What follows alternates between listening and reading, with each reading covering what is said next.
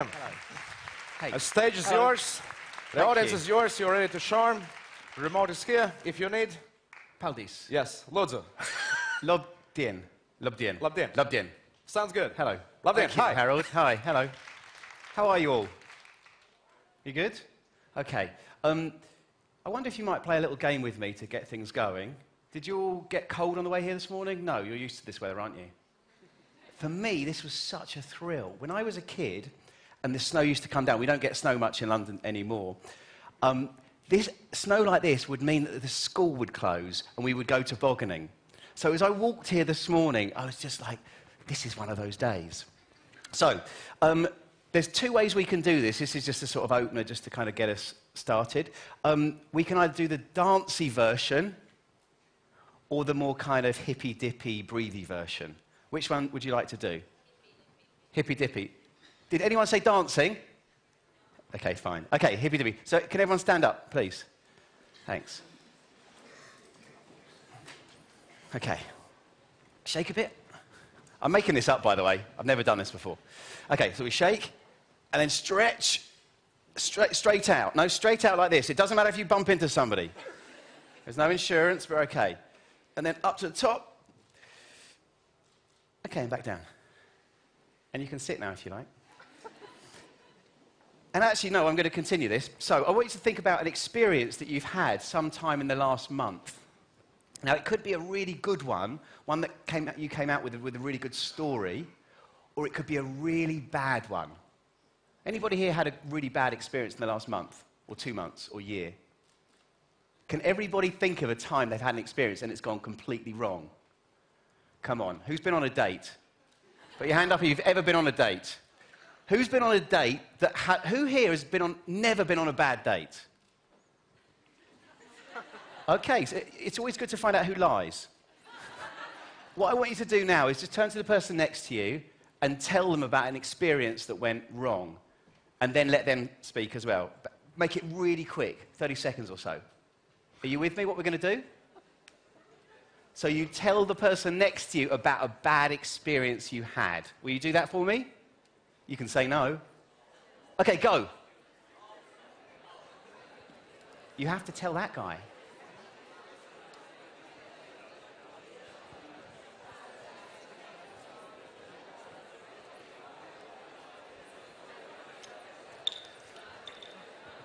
You have to tell him your bad experience.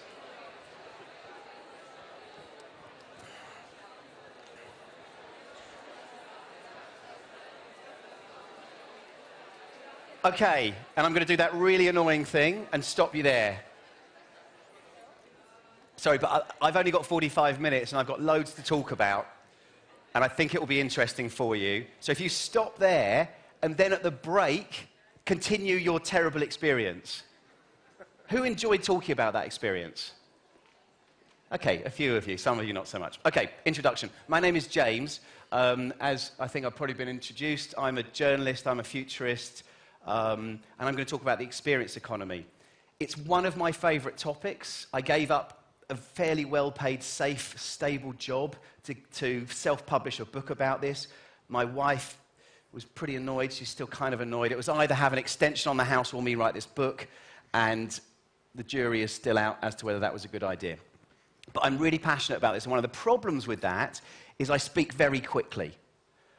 And when I go to the United States and give a talk, Americans are great. They're like, can you talk more slowly? But Europeans don't do this because no one wants to admit that they can't understand what I'm talking about because their English is so good, and my Latvian, as you can already tell, is dreadful. So if I speak too quickly, will you please stop me? Shall we do a practice, and I'll speak really quickly just to see if you're keeping up? No, but this is a serious point, because my key thing today is to tell you about this idea, and I want you to understand it and get a sense of it. So if I speak too quickly, you have to promise to stop me. Okay, thank you. So, this is me. If you've got any questions, please contact me by email. Please feel free to Twitter to me as well, or tweet to me. Yeah. Okay, so this is about stuffocation, which is a ridiculous word that I made up, and the experience revolution. So brief introduction, I'll talk about how I forecast the future. Does anybody here forecast the future? Fantastic, there's 3 of us. How many people think that I can tell the future? Thank you. A little secret between us, I can't. But there is a method that is useful and I've used to forecast things like 3D printed shoes and driverless cars, when driverless cars weren't a thing, that kind of works. So I'll explain that. I'll talk about the story of the salad, which is a kind of surreal little story, and then we'll talk about the experience economy, and we'll get into some really interesting stuff. Okay, so briefly, so these are some of the companies that I've done work for. These are some of the publications that I've written for or been quoted in. This is the book that I wrote. At first it was self-published, like I mentioned, and it's been translated into a few different languages. My least favorite of those covers is obviously the one with the guy with the finger, right? What a dreadful... That's the Czech one. Do you agree with me that's the worst cover? No. Which one, Harold? Huh. Okay. Well, I'm not sure which one's Korean and which one's Chinese, so... Because I love the black and white one here, but that one there is, with the pictures, kind of awful. Anyway. And I'll talk about what that book is about in a bit, because that's a key part of this talk. Okay, so if you've got any questions, again, please feel free to contact me. If, like Andres, you disagree with me and you want to have that discussion just before we went on TV this morning and then over breakfast, it was brilliant, really interesting conversation. And it's fine to disagree. This is my belief. You may have a different one. So, how we forecast. I've been doing this since 2004, just to share. And the way that I work is inspired by something a guy called William Gibson once said, that the future is already here, it's just not very evenly distributed. And what that means is, so you guys apparently have the 4th fastest internet speeds in the world, is that right? Something like that? It's kind of amazing. Good for you. If you were to, there's probably countries that probably have dial-up. Do any of you remember dial-up? There's a few of us in the room who do. But some of you have no idea what dial-up sounds like. Is that right? And, you know, why? Yeah, exactly that. Awful, yeah. Or even computers that you had to press play on tape to load the game. So many of you have no idea what that means. That's fine. So it's the idea that some places are ahead of other places. A friend of mine says that in South Korea, the internet speeds are so fast, they have no word for downloading. That's not true. But you get the idea. In some places, things are really fast. In some places, things are way back. Actually, I'm explaining this really badly. If you were to go to Mumbai in India, you could be in central Mumbai, and there are parts of that that feel completely 21st century. 21st century cool bars, super fast Wi-Fi. You could drive for 45 minutes when the traffic's not bad, and you could be in a village where there is an elephant carrying a log and taking it from one place in the village to another. Now, I've seen that happen, so I'm not just making it up as a kind of concept. And what I'm saying there is that they are doing something in a way that's been done for millennia in another place. You've got the 21st century. So you've got the 21st century existing right next to the 10th century or something. Do you see what I mean? So those areas exist at the same time. So the key to telling the future is to go look for where the future is happening and where it's going to spread to other places. So it's inspired by what that guy said, William Gibson, but there's a method to it as well. It's pseudo-scientific. It's from a social scientist, a guy called Everett Rogers, who published something in 1962 called the Diffusion of Innovations. And the way that we do the forecasting is, and the reason I've got this picture of the seed in the soil here, if you think of the innovation as the seed and the soil as the macro-environmental factors that it's existing in, being put into. So if you think about if you're a gardener or if you plant a seed, the first thing you need to think about is this a strong seed? Has this been looked after? Does it have the right, I don't know, the DNA of a seed? Is it a good seed, a strong seed? And then you need to think about the soil. So is it rich, alluvial soil with good potassium and nitrates and stuff in it? Or is it a desert? Are you with me about the seed? And it's the same for innovations. So what we do is we think about an innovation, so take co-working spaces or escape rooms, for example. And then you think about the culture that that's landing in, That's the soil. So you think about the, if any of you have been to business school, you've probably heard of the pest or steeple or pestle analysis, political, economic, socio-cultural, technological, legal, ethical. I also think about demographics, aesthetics, and science. So if you think about smoking, for example, in the United States. So until 1964, the curve for smoking went like this. More and more and more and more people were smoking every year. And then in 1964, the US Surgeon General said, smoking causes cancer. It was a very close correlation. From that point, the smoking line went like that. Think about sugar. Think about red meat and processed meat. When the UN says that processed meat is not good for people, and there's this correlation with illness, people change their attitudes. And sugar is going to be really interesting. We will see the use of sugar decline. Are you with me, what I'm trying to say? Okay. So, the way that I work is I look at what the innovators and the early adopters are doing and forecast what everyone else is going to be doing next. So you get a few people that try things out. They're the crazies. They're the people that you know that would go to an Ethiopian, Brazilian, French pop-up restaurant. You with me? Sounds horrible, doesn't it? But innovators are the crazies that go try these things. And then the early adopters see that this is happening and they go try it too. And then you get the early and late majority. They're the people who want more confirmation. They want to be sure about what they're doing. And then you have the laggards. They're the people that turn on their mobile phone only to make an outgoing call. Do you have those people over here? No, just my stepfather. Did you ever have those people? That makes no sense to you? Great, okay. So the laggards are the last people to do this. This was originally worked out for people trying out a new form of seed in a farming community in the 1920s and 1930s. It turns out this seed was like 5 times better, it was drought resistant, and it was first released in like 1929, and then a few innovators tried it, and then a few more, and then a few more. And by the time the experiment was concluded in 1941, there were still some farmers who were using the old seed even though it was worse. Those are the laggards. Are you guys clear on how that works and how I do the forecasting? Yeah? Okay. So, story of the salad. Who knows what this salad is? See, it is a Caesar salad. Do you know anything else about that salad? Did somebody say what company makes it? McDonald's, exactly. Who's eaten one of these salads? All right, a few people. It's really interesting because a lot more have eaten it, but a lot people don't like to admit they eat at McDonald's, right? Okay, so this is interesting because in 2002, 2003, for the first time ever, McDonald's shares fell. First quarterly loss since 1954. Can you imagine being the CEO of the company at that time? Must feel pretty awful. They decided that the problem was, they did lots of focus groups and stuff, and they discovered that people wanted healthy eating. And so, of course, they don't want to go to McDonald's because it's not so healthy. So what they did is they introduced the McDonald's salad, the McSalad. And then they had 36 months of consecutive growth. That CEO completely turned the ship around. Why do you think that was? Anybody?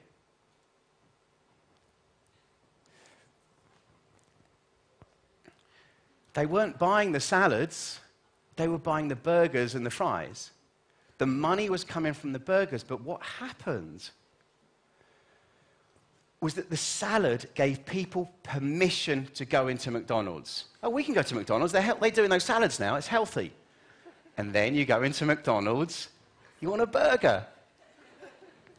And the interesting thing about this, and that I want you to take, this is important, I think, because some of the stuff I'm going to talk about today, you will think, how does that apply to my business? I'm not going to suddenly become a virtual reality business and start offering these kind of experiences. That isn't relevant for me.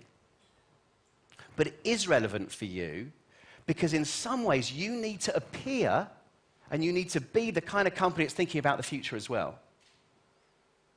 I was talking to some bankers in Luxembourg last week, and some of them, of course, you know, the way they make their money is, but they see people in the flesh and they talk to them, and these people have, you know, millions of dollars and euros to spend. That's where they make their money. Those people are not interested in a smartphone app.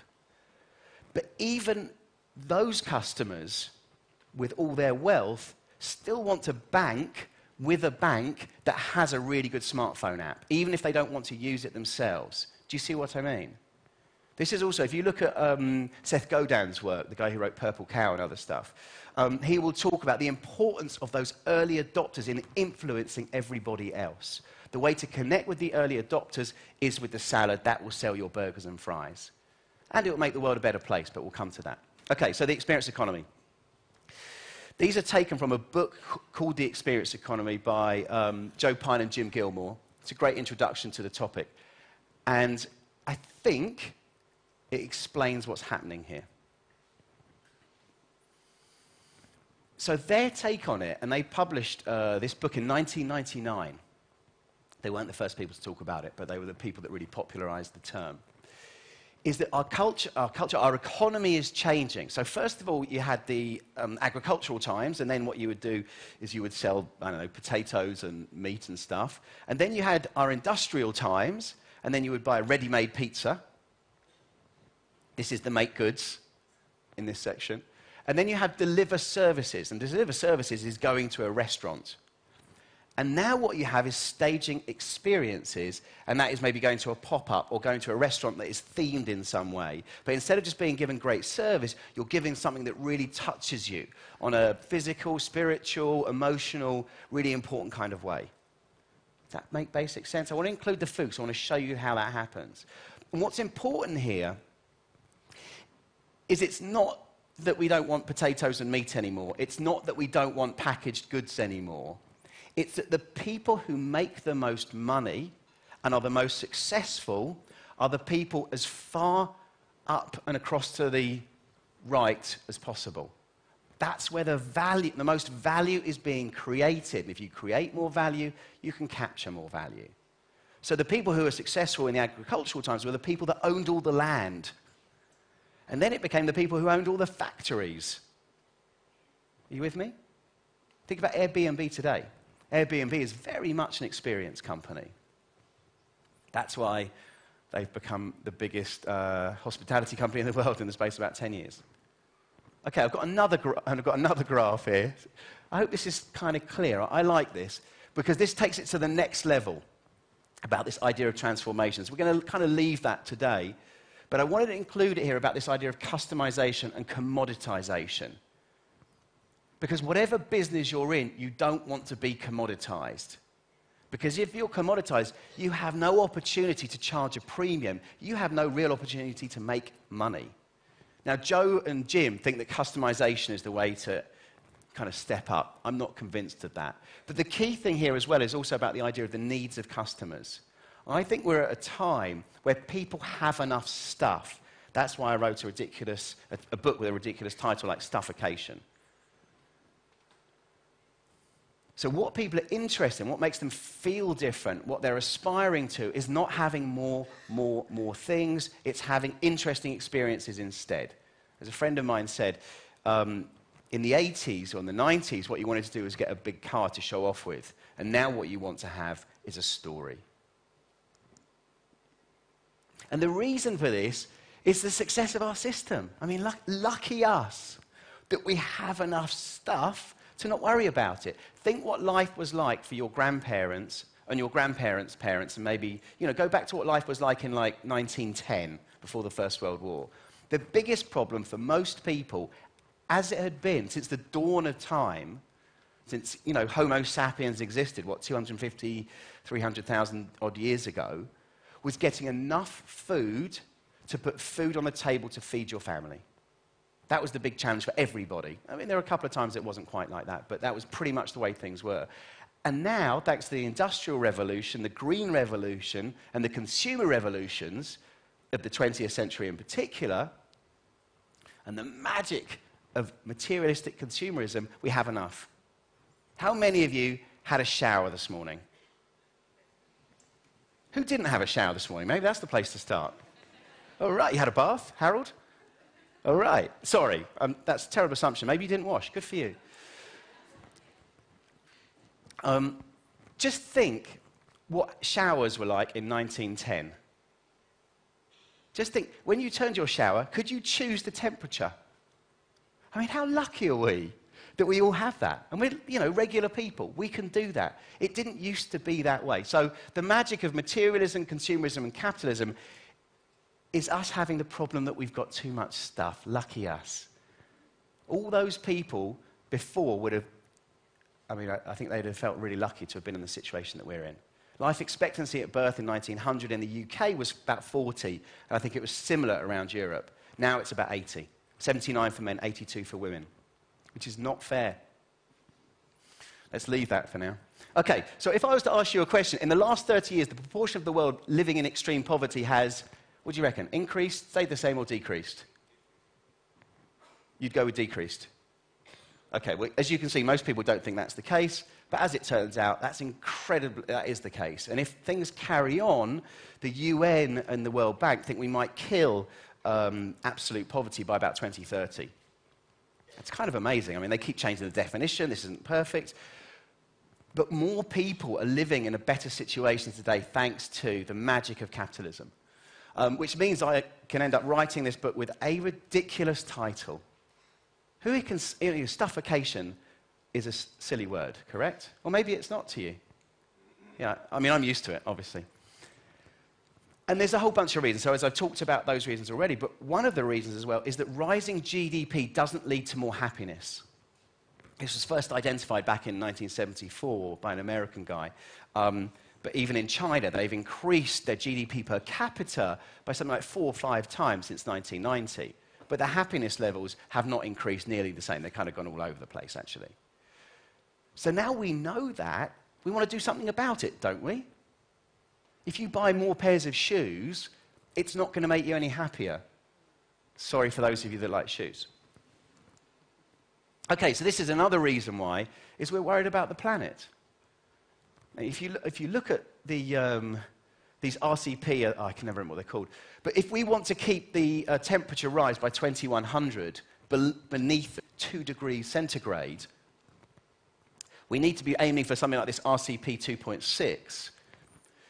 To do that, human culture by 2070, I think it is, has to become a carbon sink. So we have to be carbon negative for all of humans by 2070. I don't even know what that world looks like. It means a lot more electric vehicles. That's one thing. Diesel and, renewables. So we're concerned about how much stuff we have. Connected living is really important. I love this quote from this guy in New York. Facebook has more people than God on this planet, and they can reach them on a mobile phone. Isn't that a lovely thought? Took God, 2,000 years to reach the kind of numbers that Facebook got to in about 10 years. Is that okay to say this? No one's offended? If you are, come and talk to me afterwards. Okay, so look, loads of people are online, and that's fundamentally changing how we get status. If you'd been to Paris for the weekend in, let's say, 2001, before Facebook, nobody knew you'd been to Paris. You would have to actively go up and tell them about it. So in status terms, and it's really important how we express ourselves to others and how we exist in the social hierarchy, you would have done better buying yourself a fancy car, because people would see you with that car and think, this person's doing well, they've got that car, or a nice handbag, or nice shoes, or, an expensive watch. Because nobody knew you'd been to Paris. But now, because you're on Instagram, or Twitter, or Facebook, or LinkedIn, if you go to Paris for the weekend, or you go to a conference in Geneva, or if you go to London to go do something, you post a picture. And all of a sudden, that means that everybody knows what you're up to, and that means from a status perspective, what you do has the same kind of kudos as what you have. And in fact, it has more, because some people would see you with that car, and your friends will see you, etc. But the people who you're connected with on LinkedIn and Facebook and Instagram are your friends and your family and your colleagues. The people who you want to express your status to, and your ex, and you want to say what an exciting life you have. Are you with me about how important that is? A few people nodded. I'm happy. Thank you, sir, for nodding. I'm going to skip through this one, because it's just me talking.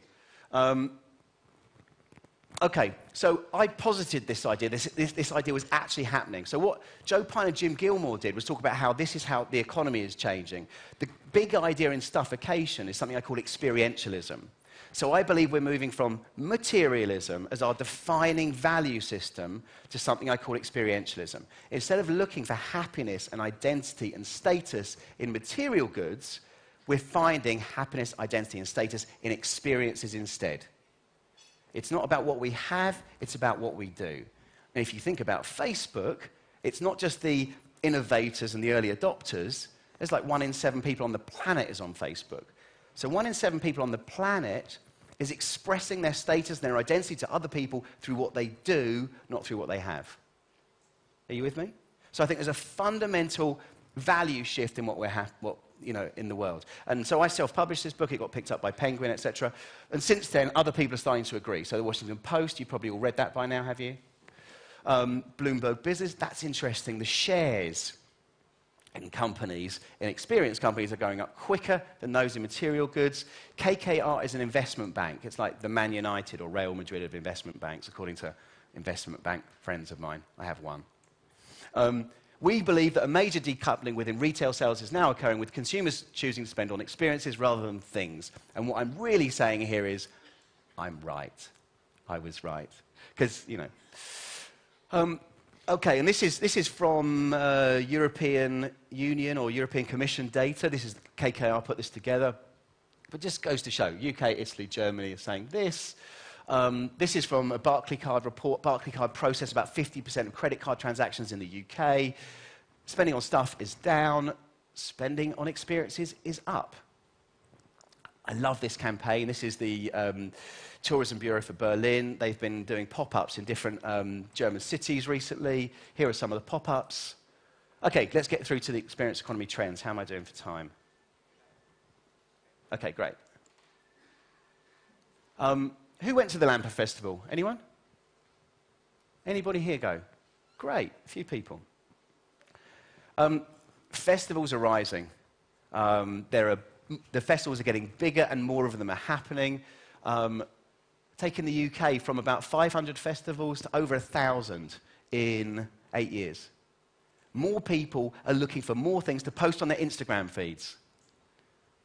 And just to be really clear, I kind of say that glibly, but this is okay. Even if people are only doing something to post, a picture. You know those annoying people? You know those annoying people that always seem to be doing something interesting and glamorous, and you hate them for it? That's okay, because at least they're spending their money and their time on doing something, not having something. So in some way, at least they're having an experience, and there's lots of magic that comes with experiences. I love that these 2 pictures are lovely. Look at that magic. You don't get that from shopping. Or actually, weirdly, because shopping's a bit like sugar, there's weird correlations between materialism and sugar and this kind of idea that you do get that hit, when you first buy something? And that disappears so quickly. 30 seconds, huh? Okay, is that science, or you just said that? Okay, that's personal, okay. That's something, apart from the lie about the South Korean downloading, everything I say will be based on science, just to be clear. But there's, there is proof that you do get a hit when you buy something, but that disappears really quickly. But you also get the same hit if you take a picture of it. Save yourself a lot of money by doing that, I promise you. Okay. This one is amazing in the States. So this is the biggest, in terms of the amount of money they grossed, festival ever. Their tickets sold out in 3 hours. But what's kind of interesting, I think, is it wasn't the cheapest seats that sold out first, it was the $1,000 tickets. Obviously, there's a certain demographic they're after. Okay, extreme sports. What's the one here, the obstacle course race called? Steep something. Is Andrews here? Thank you. Do you all know this thing? Who's done one of these Tough Mudder courses? Huh, good on you. All right. They are taking off. This guy, Scott Keneally, this movie is really good he examines why this is happening. It's gone from something like 500,000 people in 2009 doing these obstacle course races to 5 million in 2015. That's huge, right? It's one of the fastest growing sports, and there's a bunch of reasons. One of them is you can post a picture of you doing it. But it's also because anybody can buy a fancy watch. I went on a stag do a few years ago. I was in London. We went out for dinner, and there was about 10 men sitting around a table at one of those awful things. And every man at the table had a Panerai watch. Do you know Panerai? They're like £5,000 and upwards, so that's probably like 6,000 euros. Or nowadays it's 5,000 euros. Huh. Because of Brexit, yeah? Disaster. Anyway, so they all had watches that were from £5,000 up, I don't know, probably £15,000. But anybody can buy a luxury watch nowadays. Anybody can have a decent car. To do one of these things, you have to earn it. This gives you a totally different sense of kudos. These things are the new luxury goods. And I love this idea from this guy, Stephen Kotler. When we don't know what's going to happen next, we pay more attention to the next. Uncertainty is our rocket ride into the now. Who here has heard of a term called flow? Have I got that? You know flow? Okay, great. Flow is incredibly important. If you look at why experiences are better than material goods, it's because you can get into them. If you're running one of these obstacle races, if you're dancing, you know, anybody here dance on their own at home sometimes? Because it's better than in a bar, isn't it, right? Because nobody's watching you, you can, you know, be a fool. You know, when you're doing that and you're really into it, or you're on a bicycle going down the hill with your feet off the pedals, or you're diving into cold water, or you're doing something, you're in the now and you're in the moment. This is why experiences are so good for us. And material goods just don't give us that same kind of thrill. So this stuff's taking off. Okay, escape rooms. And in the panel afterwards, there's a guy from Latvia who's going to talk about escape rooms as well. The UK has just had its first escape room conference. The first global one happened in the Netherlands earlier this year, and there's going to be one in May next year. Escape rooms are like co-working spaces. If you think about that diffusion of innovations curve, they are exactly at this point. They are taking off like crazy. I gave a talk at this this escape room conference in the UK about a month or two ago, and almost everybody, it was weird, had just set one up. The number of people said, yeah, I set mine up 2 months ago, or I set mine up, actually one person was setting it up in 2 weeks' time. And they are really taking off. So we've gone from, as you'll see these numbers, they're now in 63 countries and 616 cities. And in the UK, they've doubled from 2015 to 2016 to 2017. Who here has been to an escape room? Awesome. Those of you that have been, please can you tell other people about them afterwards? And those of you that haven't, go find somebody who's been to one, because it's amazing. In fact, anybody want to talk about one now and explain why they're so great? Would you? Makes you use your brain. Anybody else? Why they're good? They're fun. Let me just check. Does everybody understand what they are? And maybe I've been too fast there. Does anybody not understand what they are? Either you're all fibbing, or we're just going to carry on because of time. But if you don't know what they are, there's no shame in that, but go find out, because they're awesome, and you'll really understand about flow and why experiences are better than material things, which is one of the reasons why people are moving across. Okay, digital detox. How many of you check your phone within 15 minutes of getting up? How many of you check your email while you should be talking to your children, having breakfast with them? Okay, these statistics are scary. There's some other stats that show that 10% of people check their phone during sex. Now, if that's 10% of people, how many people in here? I don't know, 200 maybe? So that means 20 people in this room, I've got to be careful where I look here at this point, but 20 of you check your phone during sex. So those people, can you come and tell me how? Because surely your partner's not going to be happy. You can't check the football scores, or you can't check, I don't know, whatever. So let's leave that. People are taking the digital detoxes. The Swedish tourism people have got this lovely campaign called the 72 Hours campaign. It's about forest bathing, really, which the Japanese kind of discovered. Loads of data showing that being in nature is good for us. But I think it's a really nice example. You get to go and stay in that place, and you can book it. It's available for the next, I think it's till like September, October next year. You guys have all got second homes, haven't you? In the countryside in Latvia. You know what I'm talking about then. And you don't have Wi-Fi there, is that correct? Wi-Fi's in the cities, but not in the cabins. Wi-Fi in the cabins? Yeah. See, that's wrong, because that's the point. Anyway. Okay, personal tours. This is a lovely little company in London, startup, doing quite well, actually. And they give great personal experiences. They take people on tours. And it's not just about a tour in the old-style way, where you all got, you know, following someone with an umbrella. It's something where it's personal, and they'll show you themselves.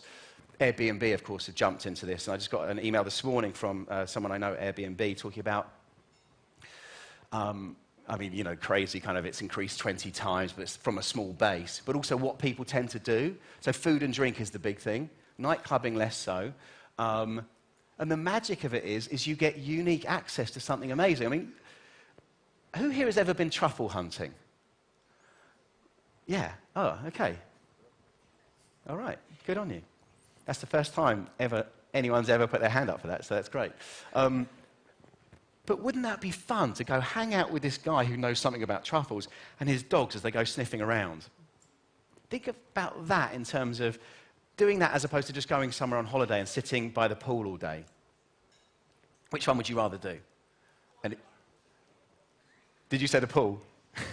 Thanks, Harold. I appreciate that. This wonderful little company called Black Tomato, really innovative. They've come up with this idea called Blink. And this is, you get to say, I mean, this is super luxury. They set up these geodesic domes. This is in Bolivia on the salt flats. But this, as it says, the most personalized luxury travel experience. It's the chance to design your own in locations so private and untouched that no one else will have stayed there before and never will again in the same way. Now just think of the kudos for some wealthy person about taking a bunch of friends. That's what that's designed for. Think about that story of the salad. Not everyone who books with this company is going to have the, I don't know, this is tens of thousands of euros, obviously. But I like the idea of Blink as well, that it's a unique experience for that moment. Think about the kudos, think about the story.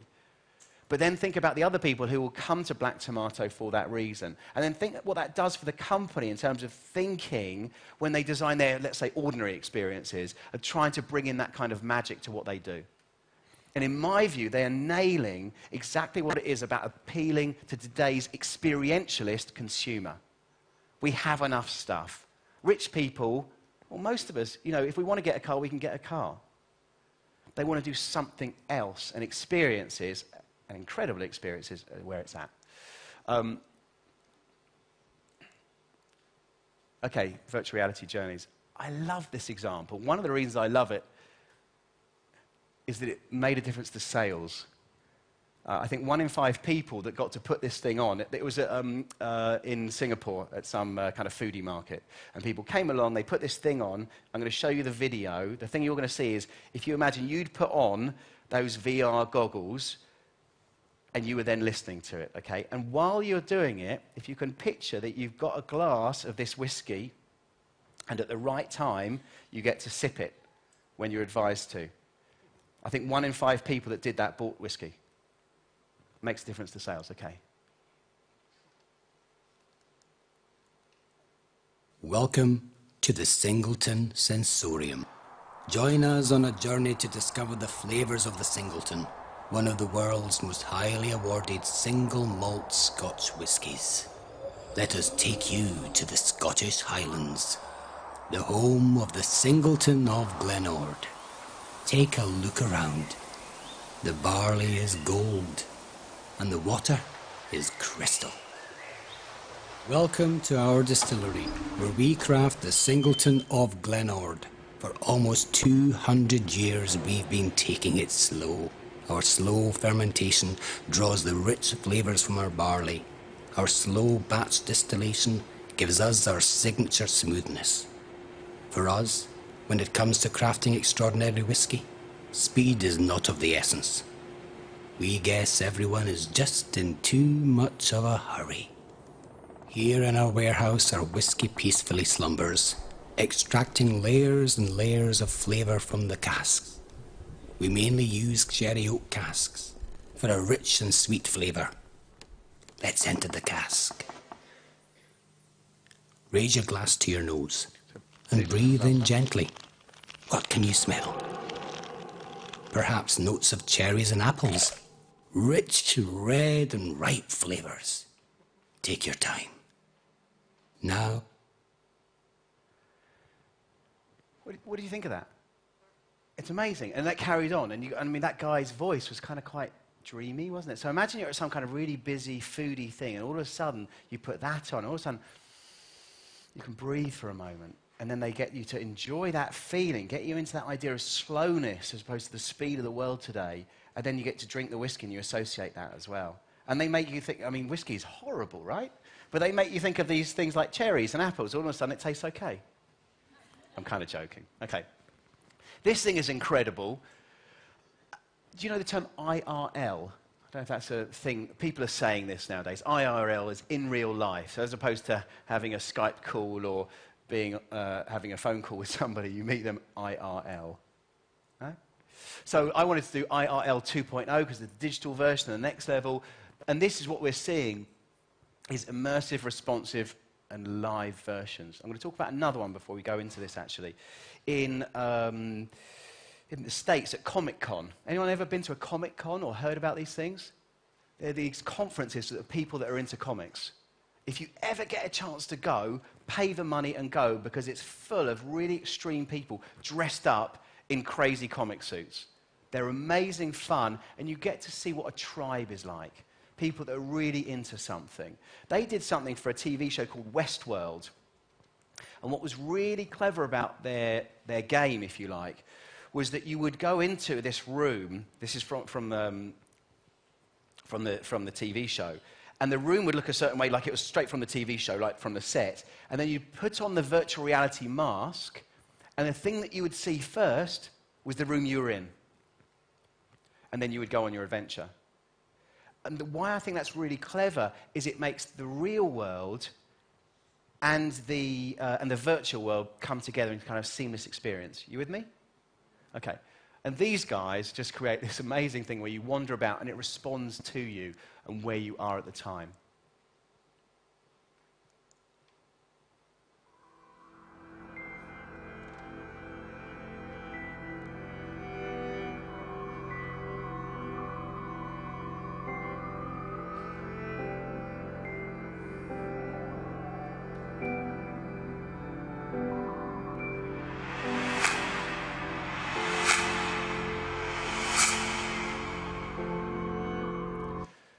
Just in terms of time, I'm going to move on, but you can look that up on YouTube. It's really worth seeing because it's just amazing, that sense of kind of calm and like, wow, what is this thing? And it all builds around the person. Who's heard of secret cinema here? Okay. If you get a chance to go to London and go to a secret cinema, go. What if you could essentially live the movie? You get to play a bit part in a movie. It's a bit like a fancy dress event, and then you get to watch the movie. You can probably tell what this movie is about.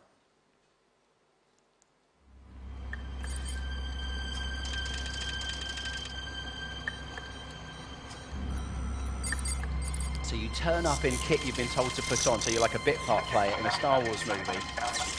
You go down a long tunnel. You're checked in like you were checking into like a flight, or like an intergalactic flight. And you get an opportunity to live Star Wars.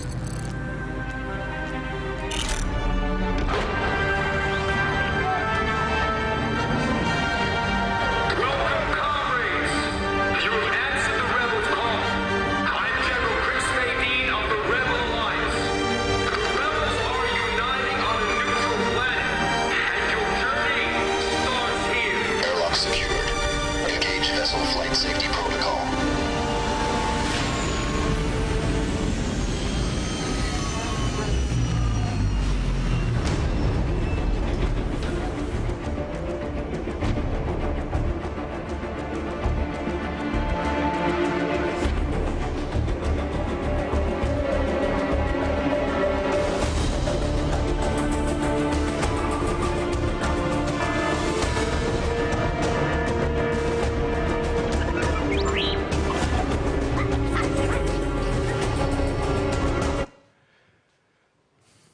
My brother took me to that secret cinema thing. It was £75 the ticket, so it's about 80, 85 euros, to see a movie I've seen 20 times.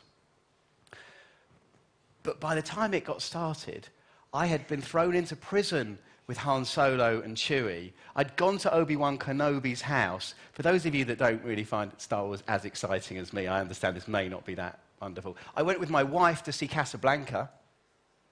And by the time the movie started, I felt it was 1941, and we were in North Africa, in Vichy, France. And we cared about, I got frog-marched by Nazis for about 50 yards. And really, it was pretty kind of scary and weird. But it was really amazing. And the point I wanted to show you that is that that is the experience economy really working, when you have something that grabs people and you charge them for that. Okay, sorry, this is it's just a great example of experientialist branding, this beer company. It celebrates this new type of person. It's for people who value experiences over possessions. These wonderful people. Talk about these guys as the new rich. I think it's about becoming an experience-first brand. So if you're a retailer, I've got a couple of karma examples at the end. It's some fantastic examples of shops and how shops can be experience-first brands. So this company in the States, they're having some real financial issues at the moment. So you need also a CFO, someone to watch the money. But you know, they have cooking classes. You can, instead of just going in and choosing stuff for your bathroom, you can try out the sanctuary room. They've got something like 30 different shower heads. So you can go and book it and go and have like a sauna and a steam room in the shop, which isn't that weird. Samsung don't sell anything in this store. Instead, they have events. It's really about bringing the brand to life. Selfridges in London, I think probably one of the original kind of experientialist ideas. This is from Harry Gordon, who founded the place over 100 years ago. A department store should be a social centre, not merely a place for shopping. They've just run this campaign this year with Music Matters. They've got lots of kind of young musicians who I have no idea who they are or what their music is about, but it's for young people. And then they have them come in and they do an event, and then they sell you the T-shirt, which is kind of wrong, but also kind of right. At least it's got some kind of meaning, it doesn't just say Chanel on it. Okay, so I'm going to end with some how might we's. And how might we has been known by people at Stanford and Harvard, that if you think in terms of how might we, it makes you think creatively, and it doesn't matter whether you're right or wrong. So it's a really great way to do innovation and to kind of play with some of these ideas. So what I want to do is leave you with a few questions that I hope you're going to have a think about. I find from having given a fair few talks over the years, the people that get the most out of this don't just sit here and go, wow, that's amazing stuff, but they have a think about some of these how might we questions and then discuss it with somebody. So, how might we help people switch off? How might we allow people to escape and find flow? Flow is that idea when you're really into something. Get away from their normal life. How might we create memorable, personal, and shareable social moments? Non-shareable is good as well, but shareable is good, obviously, for marketing. How can we create IRL 2.0 in real life? Immersive, responsive, so that's personal, and live. Live is really important, because that's all about touching somebody in this experience economy. And how can we be an experience-first firm? How can we put that at the front of what we do? How we can make that our salad to make the rest of the business work? So that is my view of this idea of stuffocation, the experience economy.